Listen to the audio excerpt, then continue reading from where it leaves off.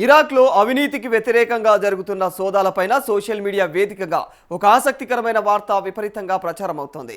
ఆ దేశ మహిళా ప్రజాప్రతినిధి హింద్ ఆల్ అబ్బాసీ నివాసంపైన అధికారులు జరిపిన దాడిలో భారీ ఎత్తున నగదుతో పాటు విలువైన బంగారు వస్తువులు దొరికాయని ప్రచారం సాగుతోంది.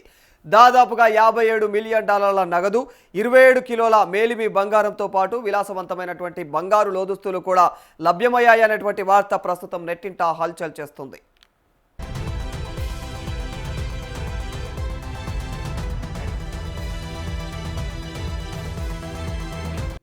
ఈ వైరల్ వార్తకు సంబంధించిన కొన్ని చిత్రాలు ఎక్స్, ఇన్స్టాగ్రామ్లతో పాటు మరి ఇతర సామాజిక మాధ్యమాల్లో విస్తృతంగా షేర్ అవుతా ఉన్నాయి.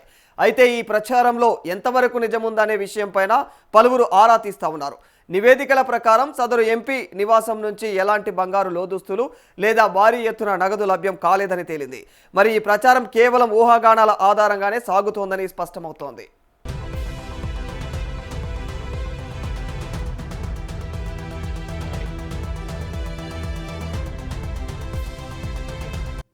ఇరాక్ భద్రతా దళాలు ఇటీవల నిర్వహించినటువంటి ఒక భారీ దాడిలో అయితే ఎంపీ అలియా నాసిఫ్ నివాసం నుంచి సుమారుగా అయితే $15.5 మిలియన్ నగదుతో పాటు భారీ మొత్తంలో బంగారాన్ని స్వాధీనం చేసుకున్నారు.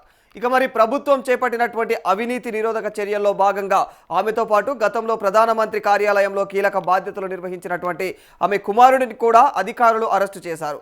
ఈ వార్తనే కొందరు హిందూ ఆల్ అబ్బాసీకి ముడిపెట్టి తప్పుడు కథనాలను సృష్టించారు.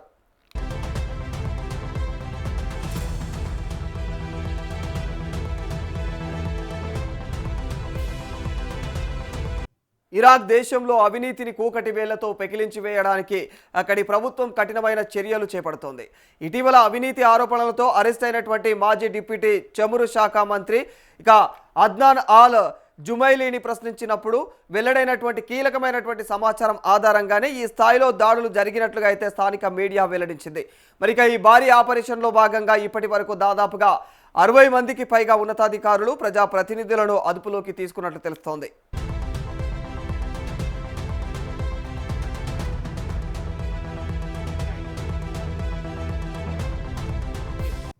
సోషల్ మీడియా వేదికగా ప్రచారం అవుతున్న 27 కిలోల బంగారు లోదుస్తులు దొరికాయనే వివాదాస్పదమైనటువంటి వార్తలను ఇరాక్ అధికారిక వర్గాలు కానీ ప్రభుత్వ మీడియా కానీ ఎక్కడా కూడా ధృవీకరించలేదు.